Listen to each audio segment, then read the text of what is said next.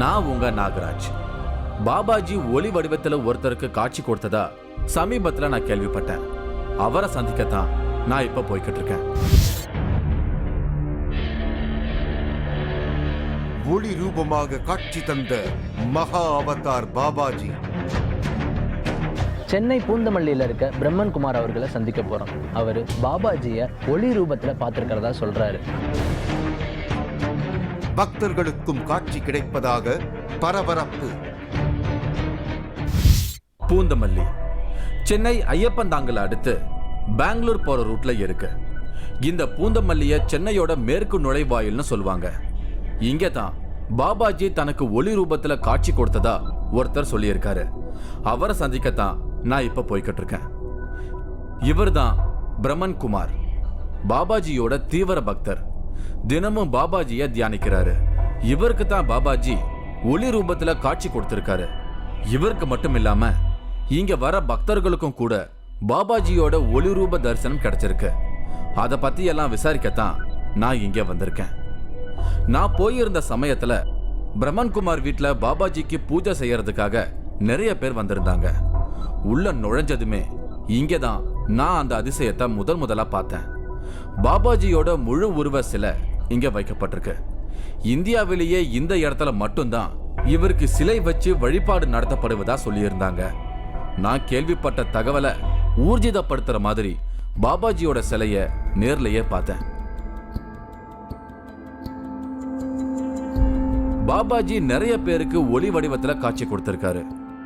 இப்படி இங்க நடக்கிற பல அமானுஷங்களை பத்தி பேசுறதுக்கு முன்னால பாபாஜியோட தீவிர பக்தரான பிரம்மன் குமாரை பத்தி முதல்ல நான் உங்களுக்கு சொல்லணும்.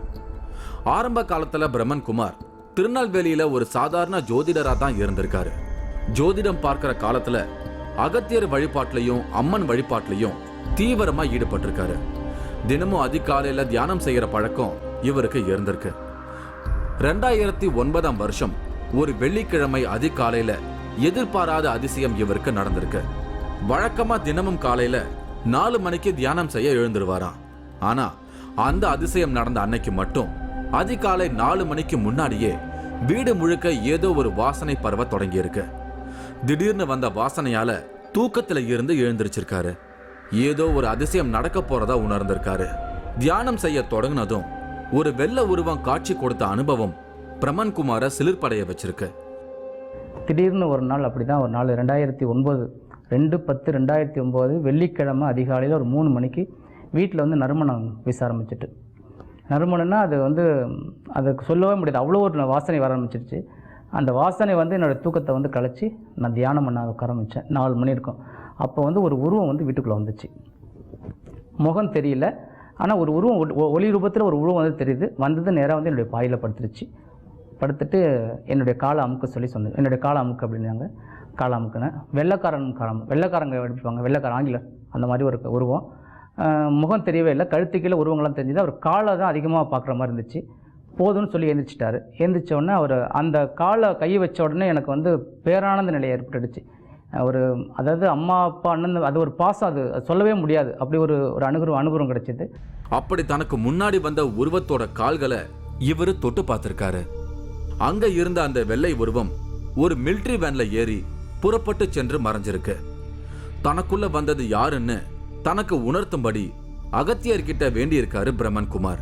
பூந்தமல்லியில இருந்த கோணி சித்தர் அப்படிங்கிறவரோட திருநெல்வேலியில இருந்த காலத்துல இருந்தே பிரம்மன் குமாருக்கு தொடர்பு இருந்திருக்கு. அவரை சந்திக்க சென்னைக்கு வரும்போதுதான் தனக்கு காட்சி கொடுத்தது பாபாஜி அப்படிங்கிற உண்மை இவருக்கு புரிய வந்திருக்கு. தனக்கு திருநெல்வேலியில பாபாஜி காட்சி கொடுத்த அதே நாள்ல பிரம்மன் குமாரோட சென்னை அலுவலகத்துல இவரோட நண்பர் பாபாஜி உருவப்படத்தை கொண்டு வந்து வச்சிருக்காரு.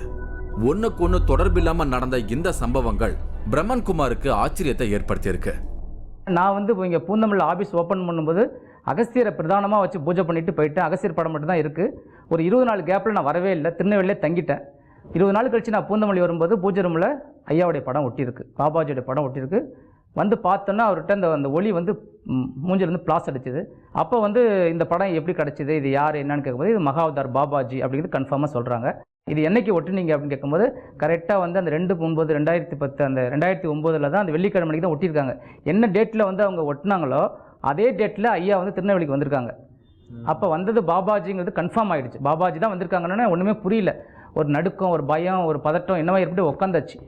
அது மட்டும் இல்லாம இவருக்கு காட்சி கொடுத்த பாபாஜிய யாரோ ஒருத்தர் மிலிட்ரி வேன்ல ஏத்திக்கிட்டு போற மாதிரி வந்த காட்சிக்கும் இவருக்கு பதில் கிடைச்சிருக்கு. அது பாபாஜியின் சீடரான லஹரி மகாசாயா. இந்த படம் எப்படி கையில் கிடச்சிதுன்னா, பூந்தமல்லியில் அமுதன் ஒரு நண்பர் இருக்கார். அவர் படப்பையில் ஒரு ஆசிரமம் இருக்குது. அங்கே போய் ரஜினிகாந்த் ஒரு ஆசிரமம் படப்பையில் இருக்குது. அங்கே போய் 2 படம் வாங்கிட்டு இருக்கார், பாபாஜி படம். ஒரு படத்தை என்னோட வீட்டில் கொடுத்துட்டு ஒன்று அவர் எடுத்துகிட்டு போயிட்டார். அவர் தான் கொடுத்தாருன்னு சொல்கிறோம். இந்த கதையை நாங்கள் பேசிகிட்டு இருக்கும்போது அந்த பையனும் வந்துட்டார். அப்போ சொல்லும்போது, உங்களுக்கு ஒரு மிலிட்ரி மேன் வந்தாருன்னு சொன்னீங்களே, அவர் உங்களை அடையாளம் காட்ட முடியுமான்னு கேட்டார். காட்டுவேன்னு சொன்னேன். உடனே அவர் காட்டு பக்கம் தான் வீடு. போய் ஒரு பெரிய புஸ்தகம் கொண்டு அந்த புஸ்தகத்தை காமிச்சு, இதில் வந்தது யாருன்னு காட்டுங்கன்னு சொன்னார். அதில் நிறைய மகான்களுடைய படம் வந்தது. கரெக்டாக ஒரு வயசான பெரியவர் காமிச்சு, இவர் தான் மிலிட்ரி மேனாக வந்தாருன்னு சொன்னேன். எனக்கு காட்சி கொடுத்த உடனே அவர் உண்மை தான், உங்களுக்கு பாபாஜியும் அவருடைய சீடர் லாகரி மகாசாயின்னு சொல்லக்கூடிய மிலிட்ரியில் இருக்கக்கூடியவங்களும் வந்திருக்காங்கன்னு சொன்னோன்னே, விடிய அன்றைக்கி ஃபுல்லாக அதே கதையை பற்றி பேச ஆரம்பித்தோம். ரொம்ப அது ஆனந்தமாகிடுச்சு. தமிழ்நாட்டை பொறுத்த வரைக்கும் முதல்ல இங்கே இருக்கிறவங்க மகா அவதார் பாபாஜியை பற்றி ரஜினியோட பாபா படம் மூலமாக தான் தெரிஞ்சுக்கிட்டாங்க. அதுக்கு அடுத்து தான் ரஜினி இமயமலைக்கு போறத பத்தியும் அங்க பாபாஜி குகையில அவர் தியானம் செய்யறத பத்தியெல்லாம் தகவல்கள் வெளியாச்சு. மகா அவதார் பாபாஜி ஆயிரக்கணக்கான ஆண்டுகளா உயிரோட வாழும் ஒரு சித்தர். இப்படி இவரை பத்தி நிறைய அமானுஷ தகவல்கள் சொல்லப்படுது. அது மட்டும் இல்லாம பாபாஜி அப்படின்னு சொன்னதுமே நம்ம எல்லாருக்குமே இமயமலை தான் ஞாபகத்துக்கு வரும். ஆனா பாபாஜி பிறந்த இடம் நம்ம தமிழ்நாடு தான் அப்படிங்கிற உண்மை பலருக்கும் தெரிஞ்சிருக்க வாய்ப்பில்லை. பாபாஜி பிறந்த இடம் சிதம்பரத்துல இருக்கிற பரங்கிப்பேட்டை. பாபாஜியோட உண்மையான பெயர் நாகராஜ். பாபாஜி பிறந்த இடமான பரங்கிப்பேட்டை பிரம்மன் குமாரோட கனவுல வந்திருக்கு. அதையெல்லாம் நேர்ல போய் பார்த்து ஊர்ஜிதப்படுத்தி இருக்காரு பிரம்மன் குமார். ஆனால் பாபாஜின்னு சொன்னாலே எல்லாரும் இமயமலைன்னு தானே சொல்லுவாங்க. நம்மளுக்கு ஒரு கிராமத்தெல்லாம் காமிச்சு கொடுத்தாங்க. காவேரி கரை, கடல் தெரியுது, பசுமையான கிராமம், பணமட்டை போட்ட குடிசை வீடு தெரியுது. இமயமலை இதெல்லாம் எங்கேருந்து இருக்க போகுதுன்னு ஒரு சந்தேகம் இருந்துச்சு. அப்புறம் ஒரு 2 வாரத்துக்குள்ளேயே ஒரு புஸ்தகத்து மூலிமா பாபாஜி ஐயா பிறந்தது பரங்கிப்பேட்டை அப்படிங்கிறது தெரிஞ்சுக்கிட்டு உடனே சிதம்பரம் போய் பரங்கிப்பேட்டையில் போய் தேடி பார்க்கும்போது எல்லாம் கரெக்டாக இருந்தது.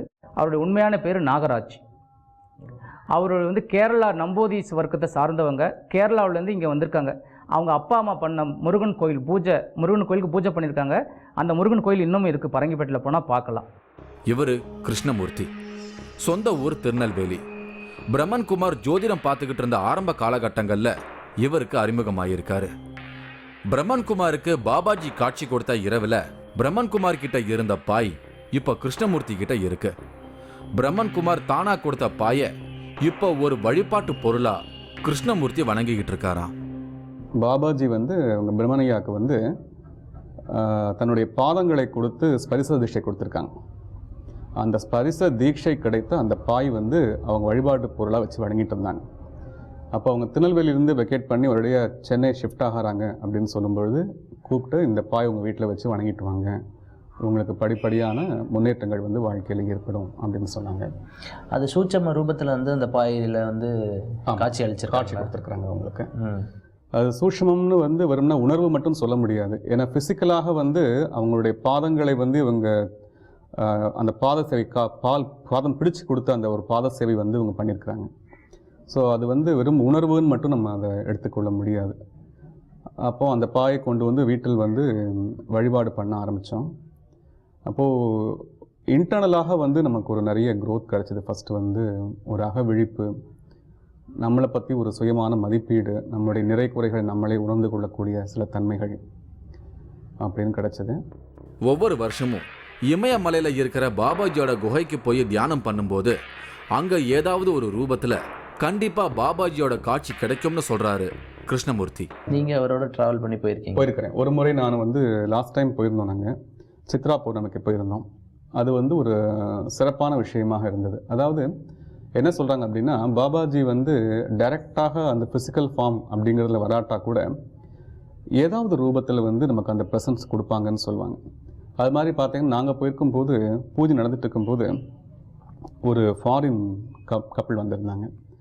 அவங்க எப்படி வந்தாங்கங்கிறதும் எங்களுக்கு தெரியாது.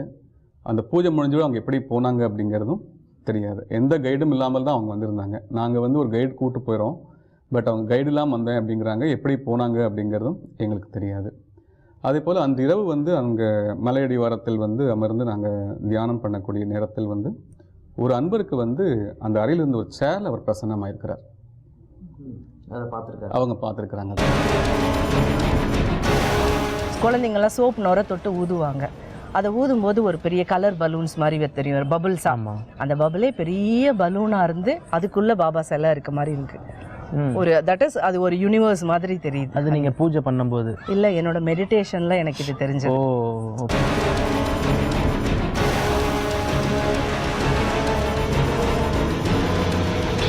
ஆச்சி மசாலா வழங்கும் 3வது கண் இடைவேளைக்கு பின் தொடரும்.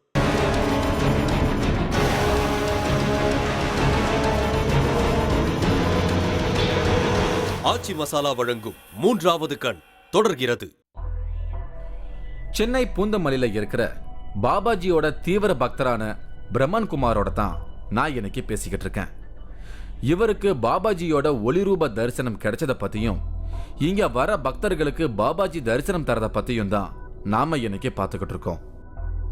கடலூர் மாவட்டத்துக்கும் ஞானிகளுக்கும் ஒரு நெருங்கிய தொடர்பு இருக்கு. வள்ளலார், பாபாஜி, ராகவேந்திரர் இந்த 3 பேருமே கடலூர் மாவட்டத்துல தான் இருந்திருக்காங்க. ராகவேந்திரரும் ரஜினி மூலமா தான் நமக்கு தெரிய வந்தாரு. சினிமாவில் ராகவேந்திரருடைய கதாபாத்திரத்துல நடிச்சதால அவரை பத்தின மகிமை நிறைய பேருக்கு தெரிய வந்தது. ராகவேந்திரர் கர்நாடக மாநிலத்துல இருக்கிற மந்திராலயத்துல ஜீவசமாதி ஆயிருக்காரு. இன்னைக்கும் உலகம் முழுக்க இருந்து மந்திராலயம் போய் ராகவேந்திரரை தரிசிக்க லட்சக்கணக்கில் மக்கள் வராங்க. அங்க ஜீவசமாதி ஆகியிருக்கிற ராகவேந்திரர் கடலூர் மாவட்டத்துல இருக்கிற புவனகிரியில தான் பிறந்திருக்காரு. அதே மாதிரி வள்ளலார், இவரும் வடலூர்ல ஜோதியில கலந்துட்டதா சொல்லப்படுபவர். பாபாஜி இன்னும் ஜீவசமாதி ஆகல, நினைச்ச இடத்துல காட்சி தருவார்னு தான் இவரோட பக்தர்கள் எல்லாரும் நம்புறாங்க. பாபாஜியை தியானிக்க ஆரம்பிச்சதுமே ஜோதிடம் பார்க்கறத நிறுத்திட்டாரு பிரம்மன் குமார். சென்னை பூந்தமல்லியிலேயே நிரந்தரமா தங்கி பாபாஜிக்காக வழிபாடு நடத்த தொடங்கிட்டாரு. அது மட்டும் இல்லாம ஒவ்வொரு வருஷமும் இமயமலையில் இருக்கிற பாபாஜி குகைக்கு போயிட்டு வராரு. குறிப்பிட்டு கூட ஒரு நண்பர் மட்டும் யாரோ 1-2 பேரை கூட்டிக்கிட்டு வருட இமயமலைக்கு போவோம். பாபாஜி தவம் பண்ண இடத்துல போய் யாகம் வளர்ப்போம். அந்த இரவு அங்கே பக்கத்துலேயே சில வீடுகள் இருக்குது, அங்கே தங்கி இருந்துட்டு வந்துடுவோம். இது தொடர்ந்து வருஷம் நடந்துகிட்ருக்கோம். அதே போல் இப்போ கடந்த எத்தனை வருஷமாக போயிட்டுருக்கு? 5 வருடமாக போயிட்டுருக்கு. 2009 வந்ததுலேருந்து தொடர்ந்து 5000க்கு போயிட்டுருக்கேன். இன்னமும் பத்ரிநாத்துக்கு மேலே கௌரி சங்கர் பீடங்கிற இடத்துல வந்து ஐயாவோட இருப்பிடம் இருக்குது. அங்கே மாத்திரம் கிடையாது, அவங்கள யார் உண்மையாக நேசித்து உண்மையாக பூஜை பண்ணுறாங்களோ அவங்களுக்கெல்லாம் பாபாஜியோட அனுகிரகம் பரிபூர்ணமாக கிடைக்கும். இவங்க கௌசல்யா சென்னை மயிலாப்பூர்ல இருக்காங்க. மயிலாப்பூர்ல இருக்கிற ஷீரடி சாய்பாபா கோவிலுக்கு ரெகுலரா போற பழக்கம் இருந்திருக்கு. அதே மாதிரி ஒரு குழுவா சேர்ந்து தியானமும் பண்ணியிருக்காங்க. அப்படி தியானம் பண்ற இடத்துக்கு வந்த ஒருத்தர் மூலமா பாபாஜியோட படம் தற்செயலா தன் கிட்ட வந்ததை பத்தி ரொம்ப சிலிர்ப்போட எனக்கு சொன்னாங்க. ஒரு அகத்தியரை கும்பிடுற ஒருத்தர் வந்து அவரோட கனவுல வந்து பிரசன்னம்ல கிடைச்சதா சொல்லி, அப்போ எனக்கு அவர் யாருன்னு தெரியாது. அவர் வந்து என்னை தேடிட்டு வந்து கௌசல்யான் பேர் இருக்கவங்க யார் அப்படின்னு சொல்லி கேட்டு வந்து அவர் பிரசன்னம் பார்க்கும்போது இந்த மாதிரி பேரில் இருக்கவங்களுக்கு இந்த ஃபோட்டோ கொண்டு போய் கொடுக்க சொன்னாங்கன்னு என் கையில் ஒரு ஃபோட்டோ கொண்டு வந்து பேப்பரில் சுற்றி கொடுத்துருந்தாங்க. அந்த ஃபோட்டோ பிரித்து பார்க்கும்போது அதில் வந்து நம்ம மகா அவதார் பாபாஜியோட ஃபோட்டோ இருந்தது, கிரியா பாபாஜியோட ஃபோட்டோ இருந்தது. எனக்கு அப்போ வந்து கிரியா பாபாஜி பற்றி ரொம்ப தெரியாது, என்ன அறியாமல். ஆனால் நான் வந்து பாபாஜின்னு பாபாவை கும்பிடுறதால அவரோட பேரை வந்து நான் சதா சொல்லிகிட்டே இருப்பேன். பாபாஜின்றவர் தனியாக இவர் தான் அப்படிங்கிறது தெரியாது. சினிமாவில் பார்க்கும்போது ரஜினி வந்து பாபாஜி கும்பிட்றாரு, அவரை வந்து நம்ம ஃபாலோ பண்ணலன்ற மாதிரி தாட் இருக்கும். அது இல்லை, நம்ம பாபா வேறு அவரோட பாபா வேறுன்னு. அந்த ஃபோட்டோ வந்ததுக்கப்புறம் ரொம்ப சந்தோஷமாக இருந்துச்சு. அவரை பார்க்க அப்படியே அமைதியாக கண்ணில் அப்படி ஒரு அருளோட ரொம்ப நமக்கு மனசுக்கு அமைதி இருக்கும். தியானத்தில் இருக்கும்போது ஒரு நாள் இவங்களுக்கும் பாபாஜியோட காட்சி கிடைச்சிருக்கு. குழந்தைங்கள்லாம் சோப் நுரை தொட்டு ஊதுவாங்க. அதை ஊதும்போது ஒரு பெரிய கலர் பலூன்ஸ் மாதிரி தெரியும், ஒரு பபுள்ஸ். அந்த பபுளே பெரிய பலூனாக இருந்து அதுக்குள்ளே பாபா சிலை இருக்க மாதிரி இருக்கு. ஒரு தட் இஸ் அது ஒரு யூனிவர்ஸ் மாதிரி தெரியுது. அது நீங்கள் பூஜை பண்ணும்போது? இல்லை, என்னோட மெடிடேஷனில் எனக்கு இது தெரிஞ்சது. அப்போ அது வந்து அந்த ரவுண்டு சர்க்கிள் வந்து மூவ் ஆகி போயிட்டே இருக்குது. அது உள்ள பாபா சிலை இருந்தது. ஒரு வெள்ளை வேஷ்டி, வெள்ளை ஷர்ட்டு, வெள்ளை துண்டு போட்டு ஒரு பெரிய ஒரு தாடியோட அது உள்ளே அப்படியே நடந்து போயிட்டே இருக்காரு. இந்த ரவுண்டு பபிள் வந்து மூவ் ஆகிட்டே இருக்குது. நான் ஐயோ பாபா எங்கே போகிறீங்க நான் வரேன்னு சொல்லி அவர் பின்னாடி போயிட்டே இருக்கேன், வான்னு சொல்லி முன்னாடி போயிட்டே இருக்கார். நான் பின்னாடி போகிற மாதிரி கனவுல முழிச்சிட்டேன், இதில் மெடிடேஷனில் முழிச்சிட்டேன். இவர் சிவகுருநாதன், திருநெல்வேலியை சேர்ந்தவர். நகை தொழில் செஞ்சுக்கிட்டு இருந்தவர் இப்போ முழு நேரமும் தன்னை ஆன்மீகத்தில் ஈடுபடுத்திக்கிட்டாரு. இதுவரைக்கும் நண்பனாக இருந்த பிரம்மன் குமாரை இப்போ தன்னோட குருவா ஏத்துக்கிட்டதா சொல்றாரு. ஆன்மீகத்தில் ஈடுபடுவதற்கு முன்னாடி இவருக்கு ஒரு கனவு வந்திருக்கு.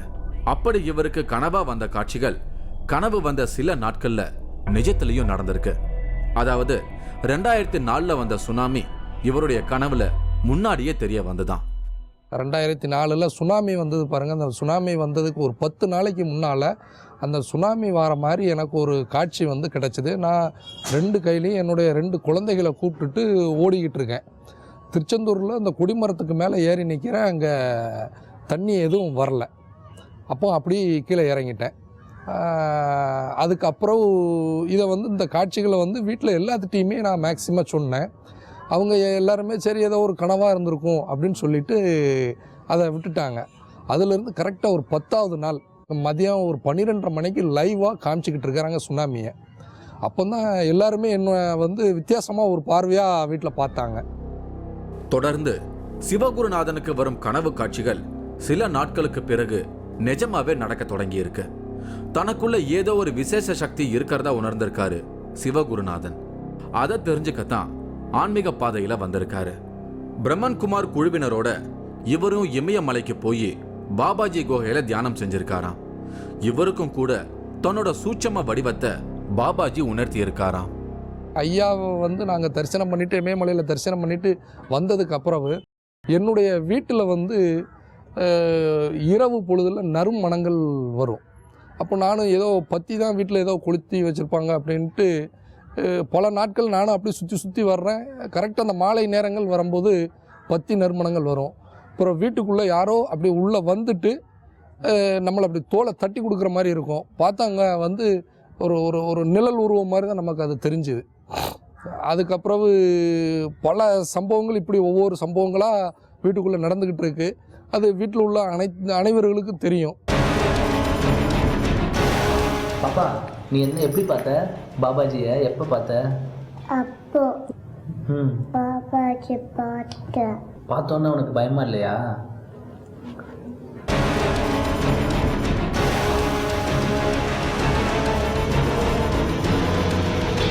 ஆச்சி மசாலா வழங்கும் 3வது கண் இடைவேளைக்கு பின் தொடரும்.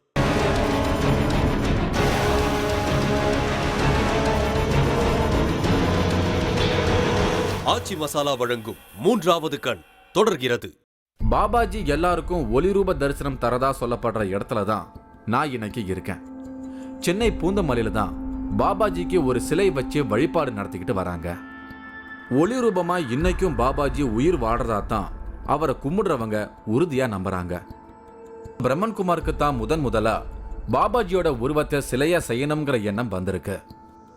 சிலை செய்ய பண வசதி இல்லாத சூழ்நிலையிலையும் பாபாஜியோட சிலையை செய்ய முடிஞ்சது கூட ஒரு ஆச்சரியம்னு சொல்றாரு பிரம்மன் குமார்.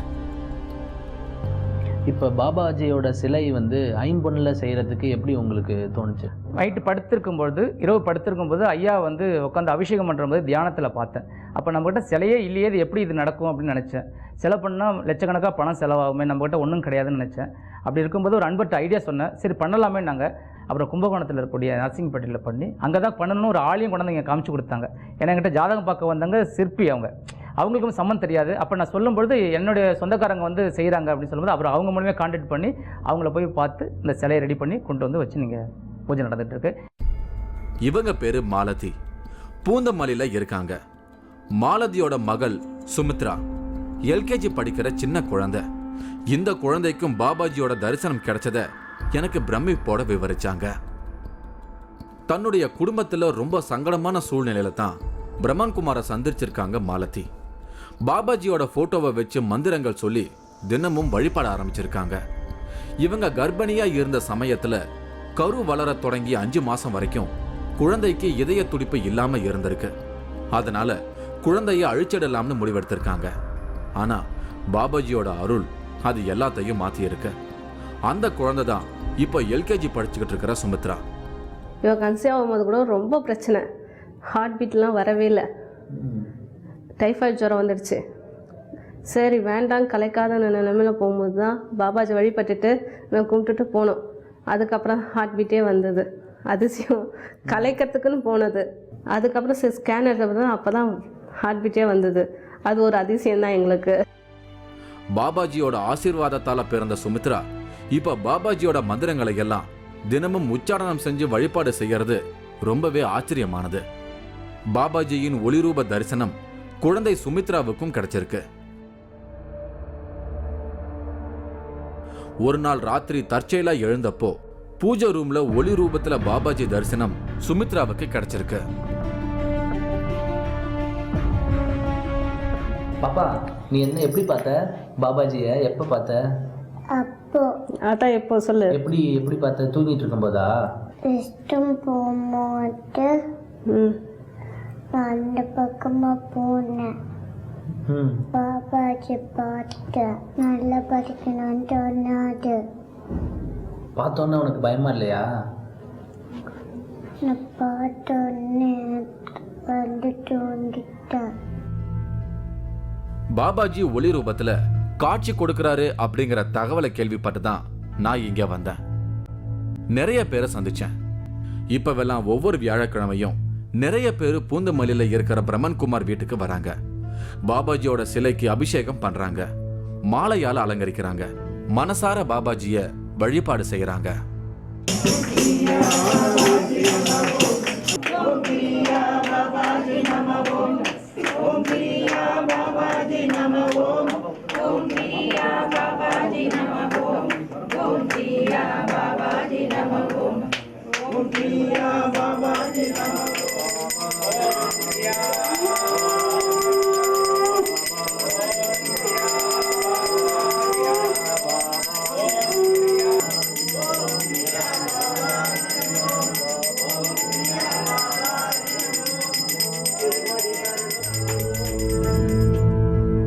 கடலூர்ல பிறந்த பாபாஜி இந்தியா முழுக்க அறியப்படுற ஒரு சித்தரா இருப்பது நமக்கெல்லாம் பெருமை சேர்க்கிற ஒரு விஷயம்தான். இமயமலையில இருக்கிற பாபாஜி குகைக்கு போகணும்னு 3வது கண் டீம் ஏற்கனவே பிளான் பண்ணிக்கிட்டு இருக்கோம். கூடிய விரைவில் அந்த சர்ப்ரைஸ் நியூஸ் உங்களுக்கு வரும். கூடவே நீங்களும் வருவதற்கான வாய்ப்பு நிறையவே இருக்கு. அடுத்து ஒரு அமானுஷ்யமான நிகழ்வோட நான் மறுபடியும் உங்களை வந்து சந்திக்கிறேன். அதுவரை உங்களிடமிருந்து விடைபெற்றுக் கொள்கிறேன்.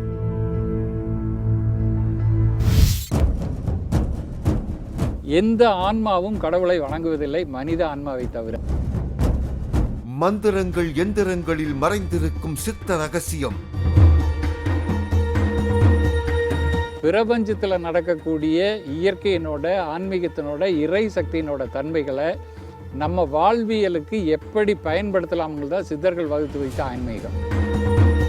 சொல்லித் தருகிறார் இயற்கை சித்தர். நீங்களும் இந்த திகில் பயணத்தில் கலந்து கொள்ள ஒரு வாய்ப்பு. 3வது கண் டிவி ஷோ என்ற ஃபேஸ்புக் பக்கத்தில் எங்களோடு இணைந்திடுங்கள். உங்களது அமானுஷ்ய அனுபவங்களை பதிவு செய்து இந்த நிகழ்ச்சியில் பங்கு பெறும் வாய்ப்பை பெறுங்கள்.